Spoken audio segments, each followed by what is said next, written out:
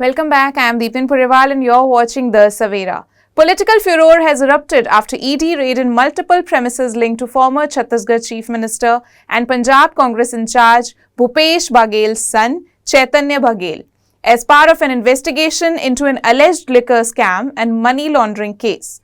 The raids, which took place in Bhilai and other locations in Chhattisgarh, have stirred a massive political controversy. The opposition has accused them of involvement in the multi-crore liquor scam, which allegedly resulted in a huge loss to the state's exchequer. The ED claims that this scam caused more than Rs 2,100 crore in proceeds, allegedly benefiting a liquor syndicate with ties to influential figures. The Congress party has bounced back, saying that it is yet another step to tarnish Congress image in Punjab. Let's listen in to the reactions that are coming in. Also only for distractive tactics. Whenever the parliament session is on, the burning issues of peoples have to be discussed in the parliament. They want to run away from these burning issues. Trump already declared about the deal with India. We India people didn't know about anything from Indian ministry. Trump is declaring the deed. Then lot many other issues are there affecting the common people of this country. Voter list issues there. Entire country is agitating on that. But government don't want to discuss these people-centric issues. Therefore, whenever parliament session is on, they will do these distractive tactics to do this thing, that thing, that thing. Let them do that, all these things. देखिए, जो पंजाब में वहाँ बघेल साहब का स्वागत हुआ और पंजाब में आप सभी लोगों को पता कि जो बीजेपी का हाल हुआ और जैसे उनको पार्लियामेंट में, असेंबली में, जहाँ किसी और बीजेपी के कभी पंजाब में पाँव नहीं लग सकते, क्योंकि बीजेपी ने हमेशा ही पंजाब के अगेंस्ट काम किया है।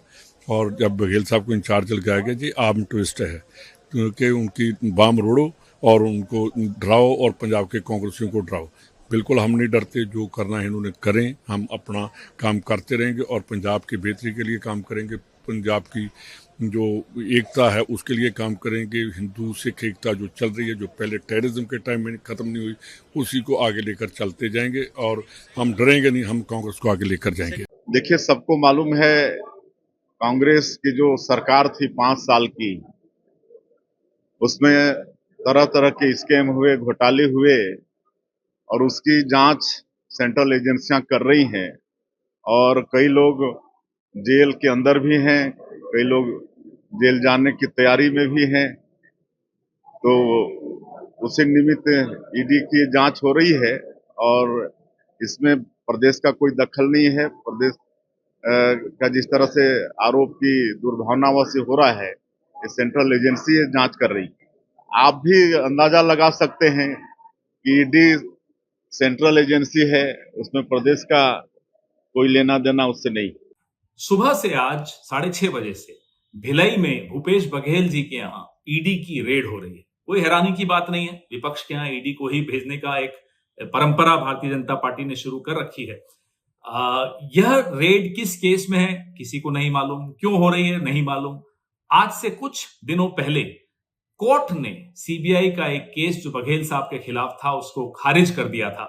कोई केस बघेल साहब के खिलाफ अभी नहीं है, लेकिन फिर भी आज ईडी की रेड उनके यहाँ हो रही है। हो सकता है आज संसद का सत्र शुरू हो रहा है, सब बीजेपी को जो चारों तरफ से घिरी हुई है उन्हें एक डिस्ट्रैक्शन चाहिए, ध्यान हटाना है, हेडलाइंस बदलनी है। ये उसी का एक षड्यंत्र बिल्कुल संभव है। यह भी हो सकता है कि क्योंकि भूपेश बघेल जी अब पंजाब में अपनी राजनीतिक गतिविधियां शुरू कर रहे हैं, प्रभारी बने हैं, तो उनको वहां डिस्टर्ब करने की कोशिश की जा रही हो। जो भी हो, भारतीय जनता पार्टी का एक अंग बनकर आज ईडी जिस तरह के काम कर रही है ये भूला नहीं जाएगा, हम भी याद रखें। ये सारा राजनीति से प्रेरित है। आप देख रहे हैं पहले से ही कोशिश की गई उनको टारगेट करने की, चुनाव से पहले कैसे किया गया, और अब ये उसी का सिलसिला जारी है कि राजनीतिक प्रतिद्वंदियों पर ये सरकार ईडी का इस्तेमाल करती है, अपनी एजेंसीज का इस्तेमाल करती है, लेकिन कांग्रेस पार्टी इन चीजों से दबने वाली नहीं है। Stay tuned as we bring you more updates on this, and do like, subscribe and download the Savera app.